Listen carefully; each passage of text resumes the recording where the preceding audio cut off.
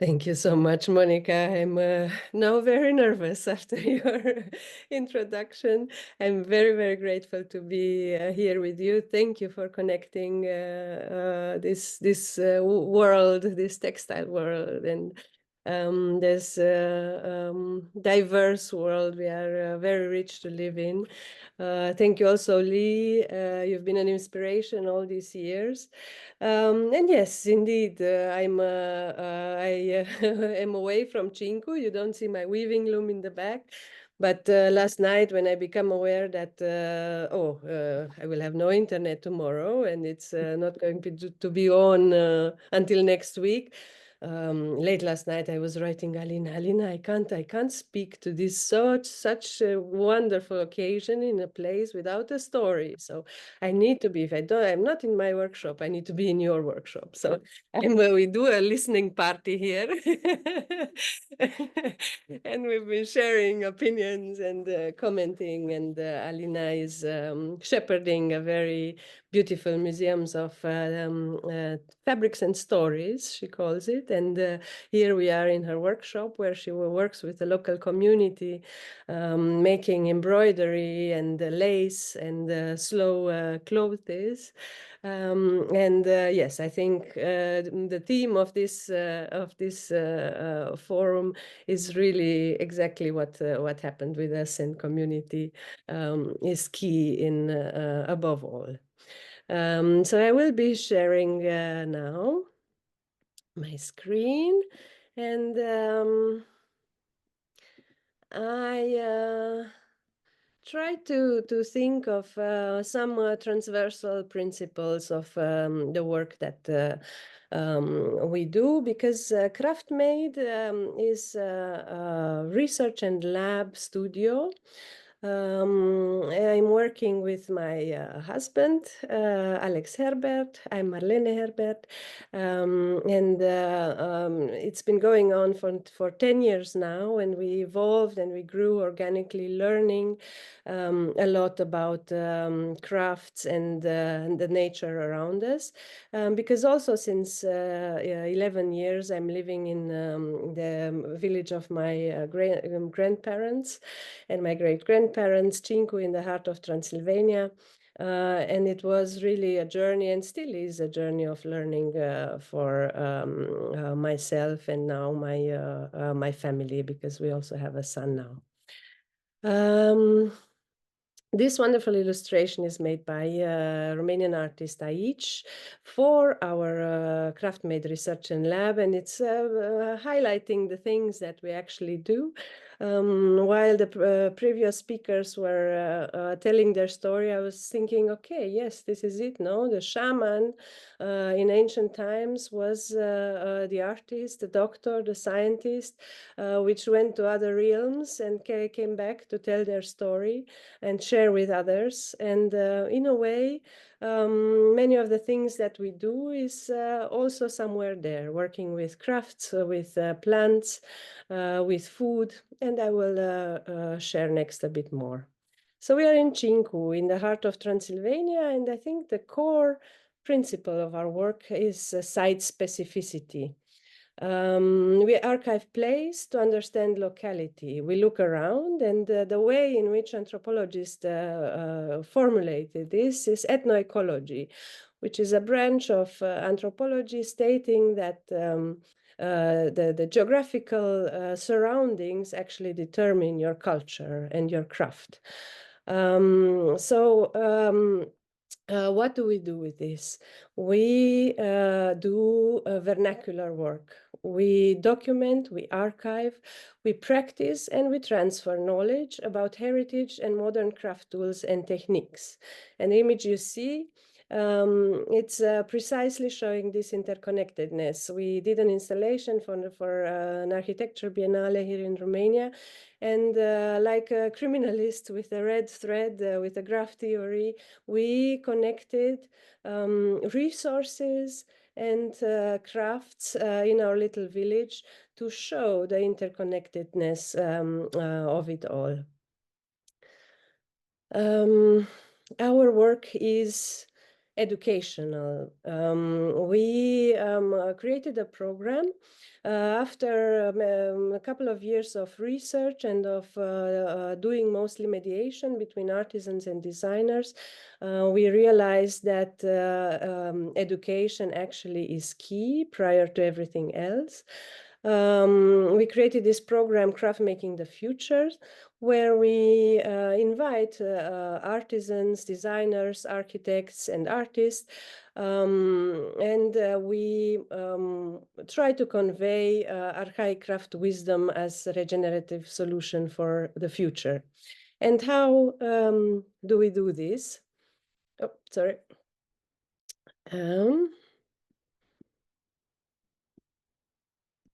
I think there's something missing there. It's we invite actually all of you to write us and to collaborate with us in this, because we offer workshops, we offer residencies for creative people that try to develop products, or that try to learn or perfect their crafts, to find the right tools for their projects, to find the right path, maybe, to do a sustainable or a circular product, to immerse themselves in nature of our village, and to learn about where the resources come from, how they are, how they can be regenerated, and how they can be put at use to tell an authentic story for, like I said, a regenerative future.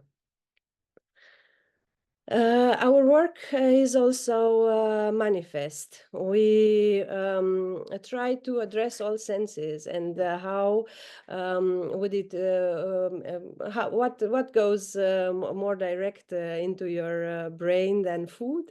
Plants, working with the nature around us, to bring, to tell stories for people in the cities, transferring a bit of this magic from the village to other realms, and to make people deeply and truly understand about what nature is actually about, how much healing this can bring to you, and how amazed your senses can be, what nostalgia is activated actually when even if you lived or you didn't live experiences close to nature in your childhood or in your youth, in what realms it can transport you when you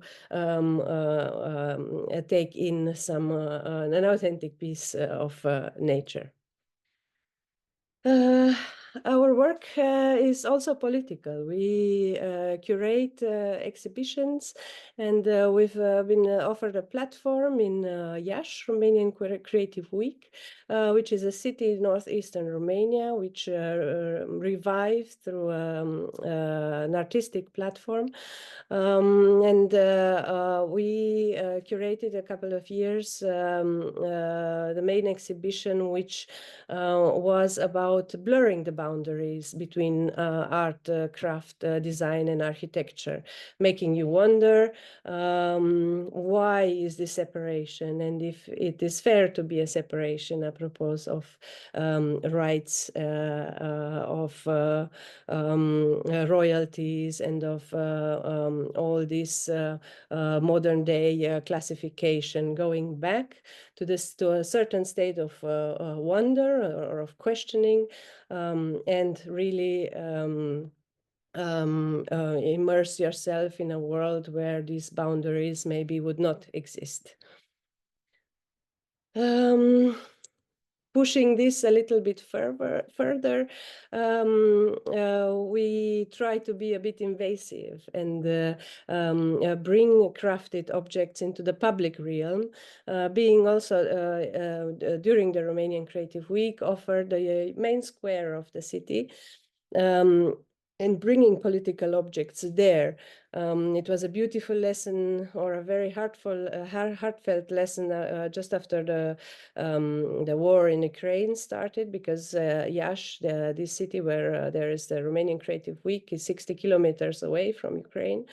So on the brink of the war, we invited an Ukrainian artist to show in the Union Square a work, and you see these hedgehogs that were used to stop the tanks that were invading Ukraine. And we deeply understood and manifested this idea that actually art is a thing of peace. No, you enjoy art when you're living in a peaceful world, and when there's war, all the artists and the artisans in Kiev joined their forces and started making objects to defend themselves. Our work is also very much based on the principles of circularity. Everything we do, we think about, okay, what did our ancestors do when they were crafting objects? They were using and reusing scarce resources and not wasting anything. So even if we design exhibitions, we try to use and reuse, or think of even the display of our exhibitions to be circular. An example here is this wooden pavilion that is very modular, and that was used as a display for a seed bank on the outside of an artwork on the inside. It was 3 golden beans. You were going inside, and as Jack and the Beanstalk, you were transported to another realm, which the next year we transformed because it was modular and had no other elements than the wooden planks. We transformed into a conference table, and then the next year we displayed, we had an art display in the local airport, and we transported there. And now it sits for the next year usage for different ideas. Our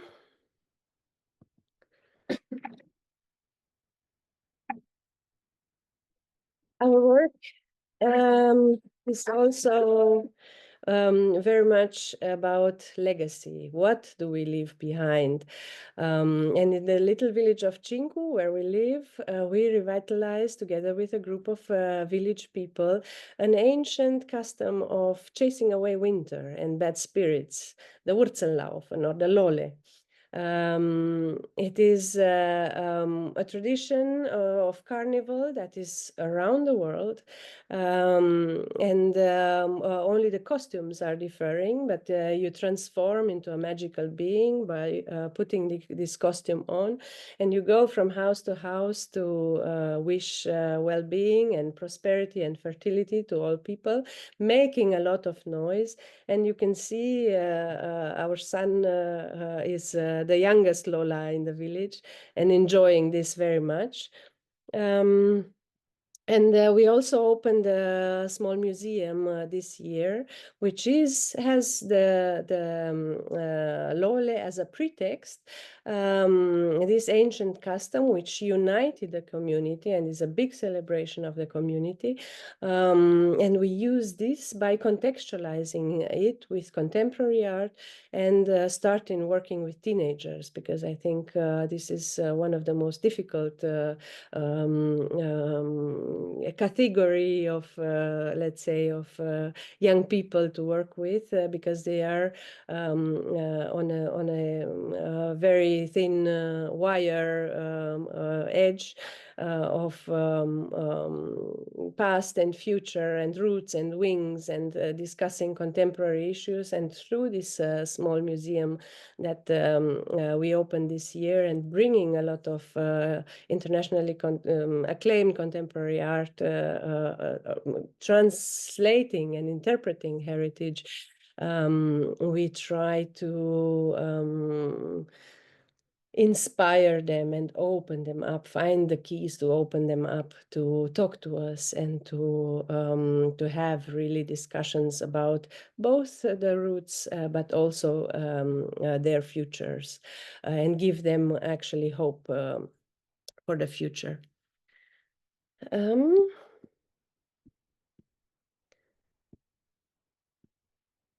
I am aware that I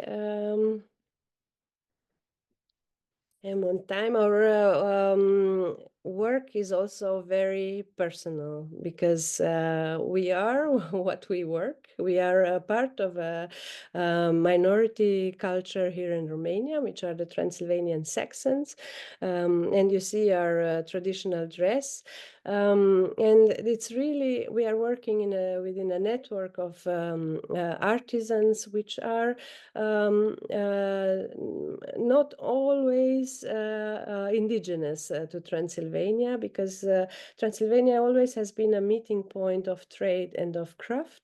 So you see a wedding photo from this year where the bride is a French crocheteuse, which was our Erasmus for Young Entrepreneurs guest a couple of years ago, and she stayed. She fell in love with a German construction carpenter. They have 2 children now, which is to say, yes, really, Transylvania might be addictive. So we invite you all to write us, to work with us as a part of an ecosystem, to try to figure out together how we can do our work more sustainable, to come to Cincu, to immerse yourself in nature, and to find common ways forward. You find us here. Of course, there's a lot of fun also in our work, which I was really hard and intense, but we try also to find the joy always, and to think always of what we learn from nature. And I think the most important lesson is that what we see in the garden, the places where there is the most agglomeration of plants and of biodiversity, are the most fertile always. I thank you very much.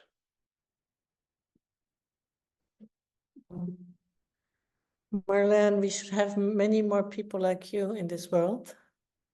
I wonder if there's a way you could teach more people in other regions of the world how you guys set this up. It's so interesting that it's such a small community, then obtaining so much in such a small space.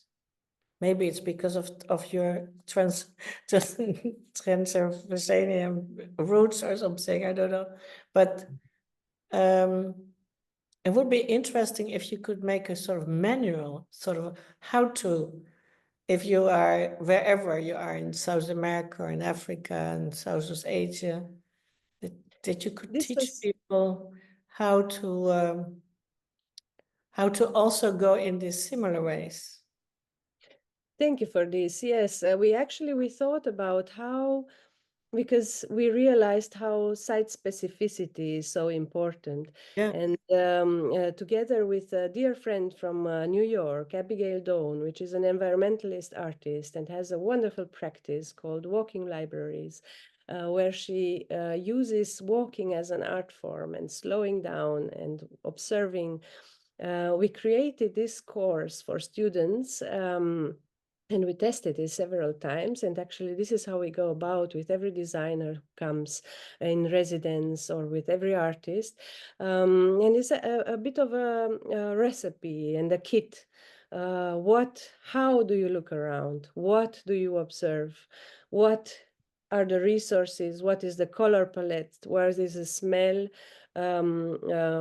What is around you? first immerse yourself in the nature where you are, or in the surroundings, even if it's in the city, and then start to make like a mood board, and then start to create something out of it, whether it's your Yeah. artwork or your building or your product. And I think, Mm. yes, it could be transferred into a sort of public course or methodology. Yeah. This Thank this you. has been a lot on our minds. Yes, thank you.